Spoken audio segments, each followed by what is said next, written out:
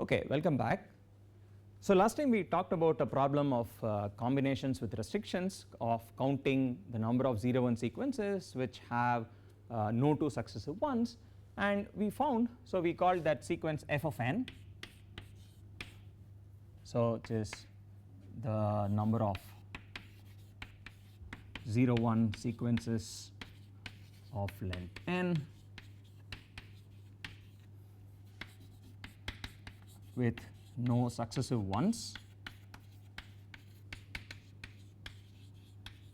and we tabulated the first few values of f of n. So here's what we got. So here's n, and here are the various values of n.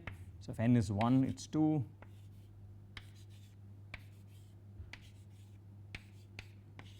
and so on. Okay, and the rule for forming the next value of f is to just take the sum of the two preceding values. Okay, and the sequence here 2, 3, 5, 8 and so on is actually, well, it's almost the famous Fibonacci sequence of numbers. So we'll just briefly recall what the Fibonacci sequence is.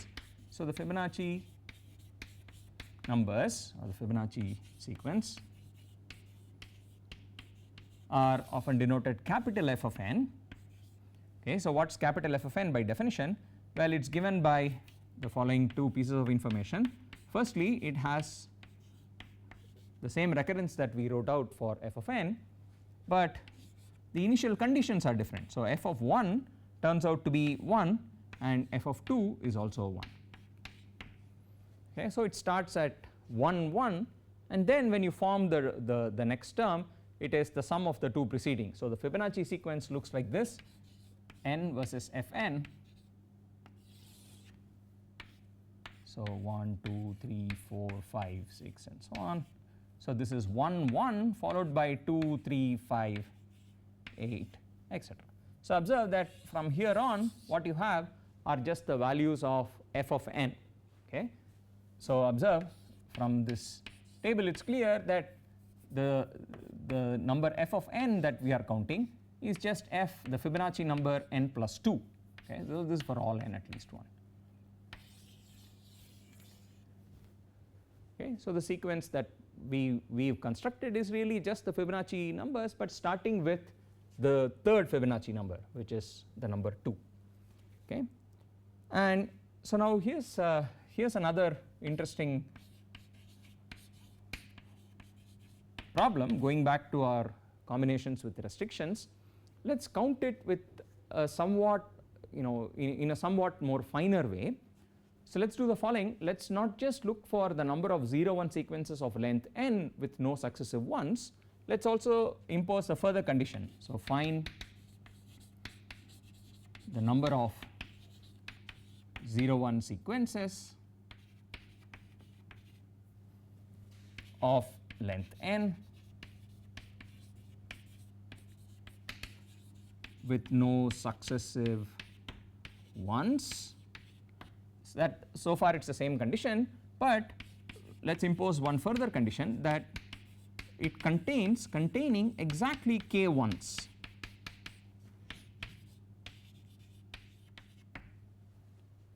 Okay, so we have a further parameter k, and we now want our sequence to have length n, and also it should have exactly k ones. Okay, so well, if it has k ones, what does it mean? Of course it means that the rest of the entries are zeros and n minus k zeros. Okay, so let's give this number a name. So this number here, let's call it maybe, instead of just f of n, it has an additional parameter k, right? So there is, so maybe we shouldn't even call it small f. So let's call it gh, h of n comma k.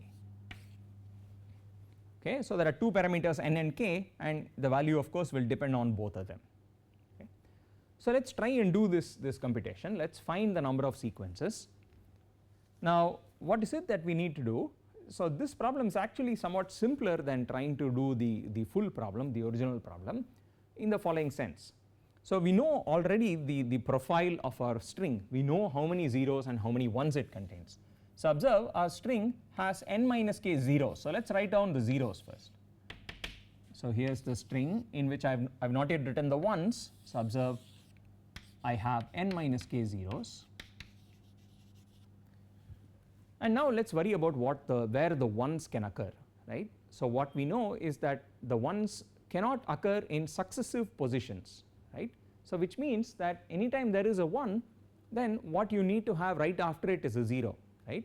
So if you now ask where can the ones be positioned in amongst the zeros, so just for the moment imagine that there are gaps between the zeros. So between each successive pair of zeros, imagine there is a gap. Now the ones can occupy positions in these gaps, right. Where can the ones live? Well, having a 1 here is okay, or having a 1 here is fine, here is okay. Now what you cannot have is to have two ones occurring right after each other. So in other words, you should think of there being exactly room for a single entry between two zeros, right. There is just a single gap there. So here's a way of thinking about this string. The ones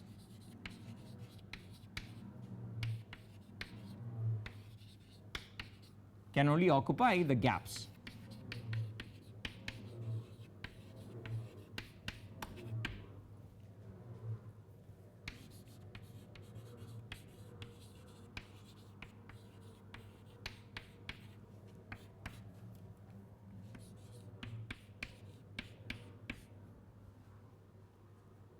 Okay, so in our string the ones can only occupy the gaps. Now observe, since there are n minus k zeros, there are n minus k plus 1 gaps, and so amongst these you need to pick out k gaps. So the ones can occupy, there are k ones, so the number of choices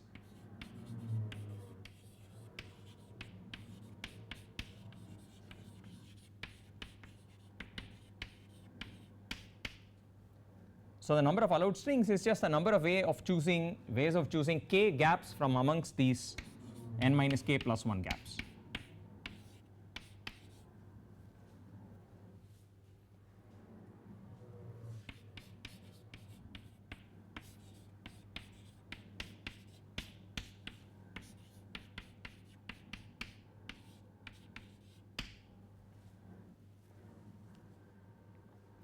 Okay. So what you have is the number h of n comma k is exactly given by n minus k plus 1 choose k. Okay. These are the number of ways of picking k gaps out of the total number of gaps. And so what does this give us? Well, firstly, that this problem is easier to solve.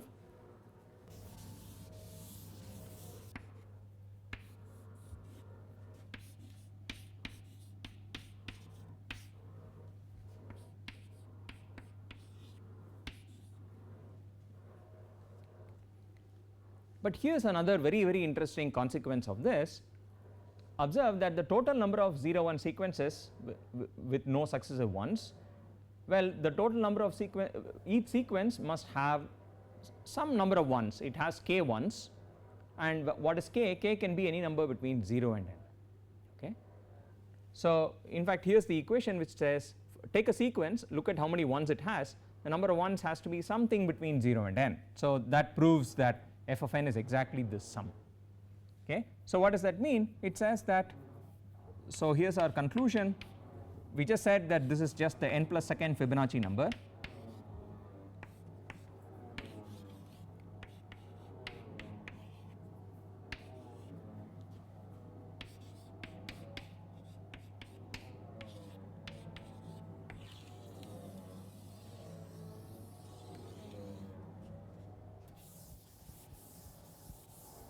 Okay, so from our analysis, here's what we have concluded, that the n plus second Fibonacci number is exactly a certain sum of binomial coefficients.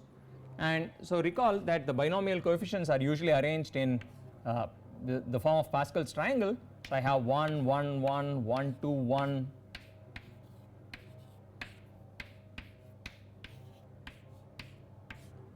and so on. And so what we have here is just, so what it says really is the following. If you take these sort of diagonal sums, so I take 1 2, I take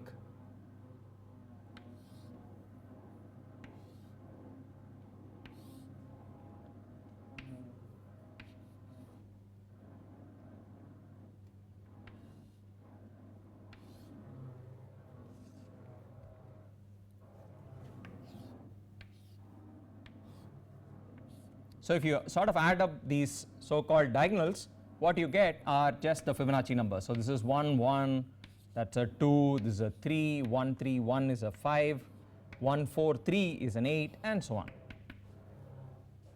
Okay, so you can actually obtain the Fibonacci numbers from the Pascal's triangle by summing up along these diagonals in some sense. Okay, so now here's another problem.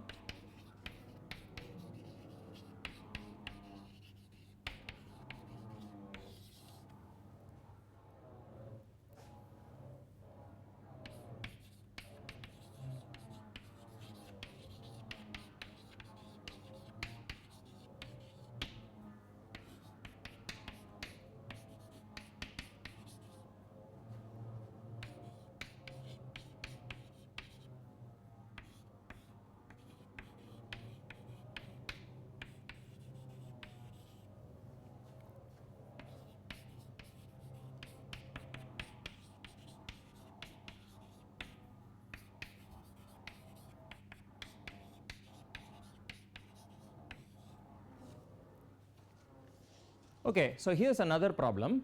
It says the following: you have an interval of length n. So imagine that you have,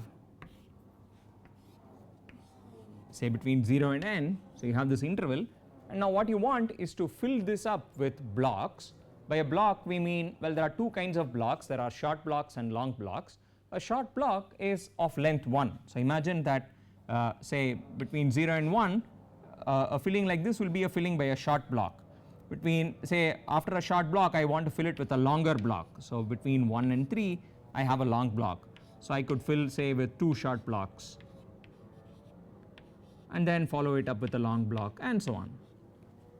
Okay, so imagine you had to fill up this interval between 0 and n by a succession of short and long blocks, and the question is, in how many ways can this be done?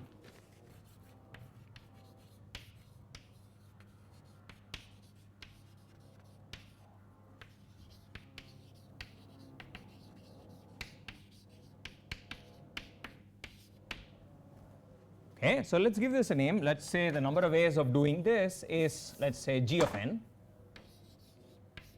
So of course it depends on n, and so here's the observation. We could of course try this out for some small values of n. So if you look at let's see, n,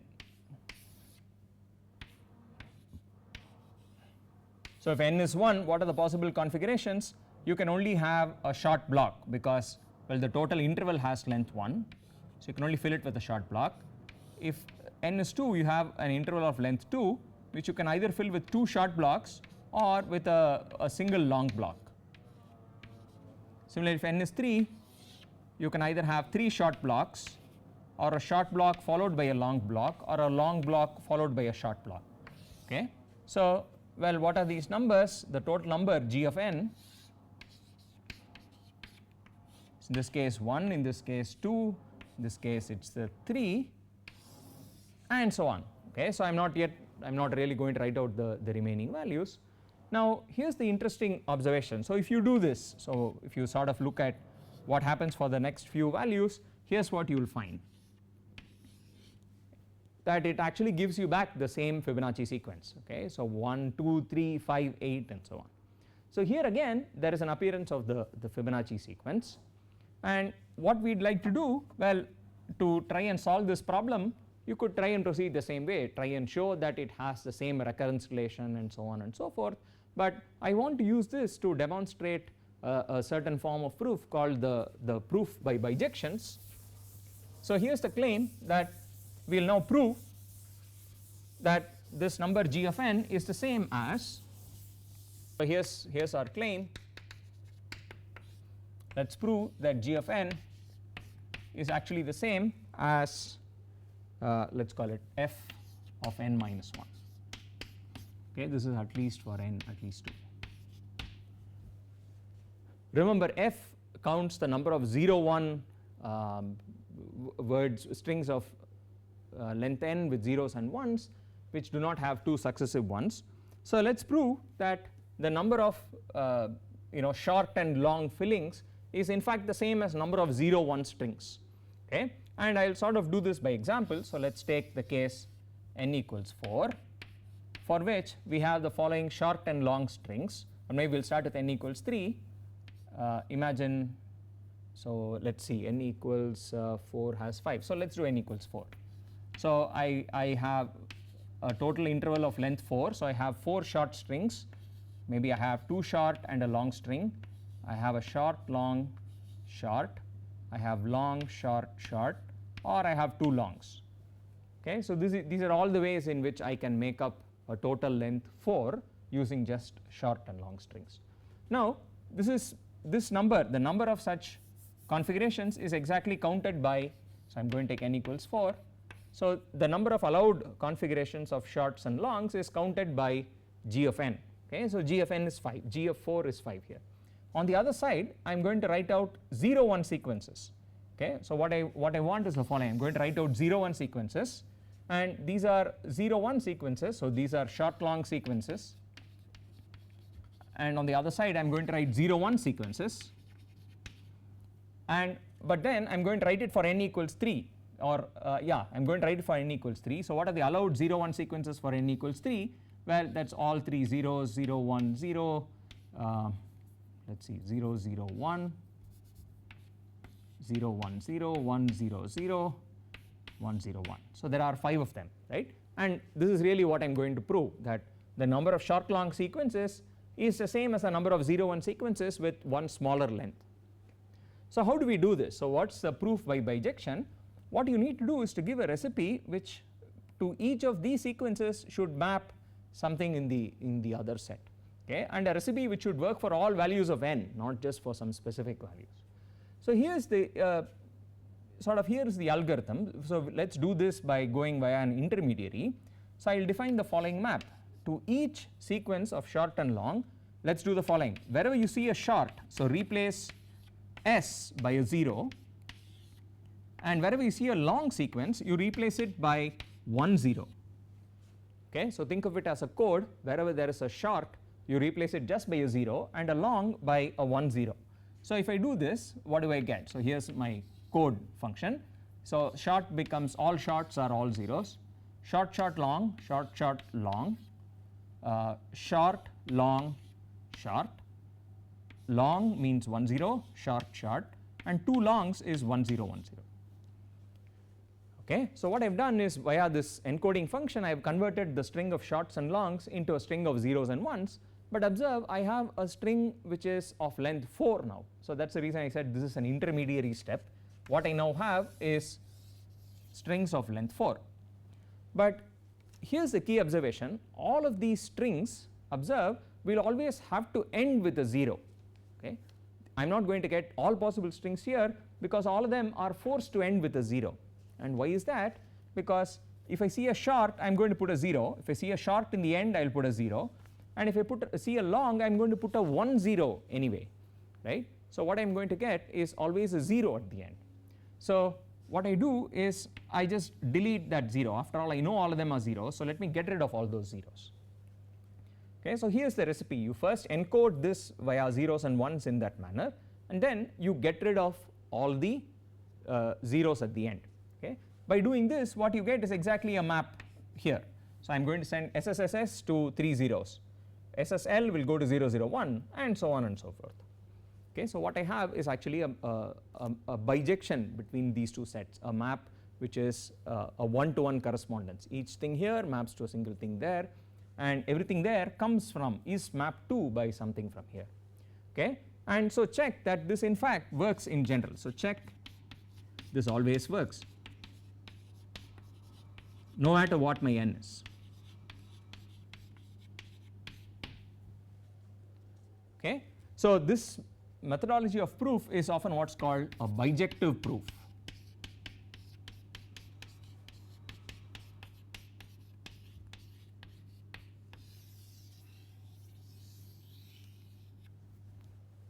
Okay, so these are often very difficult to construct. So nice bijections are rather difficult to construct in general, but when they exist, they often give very illuminating proofs of why two numbers must actually be equal.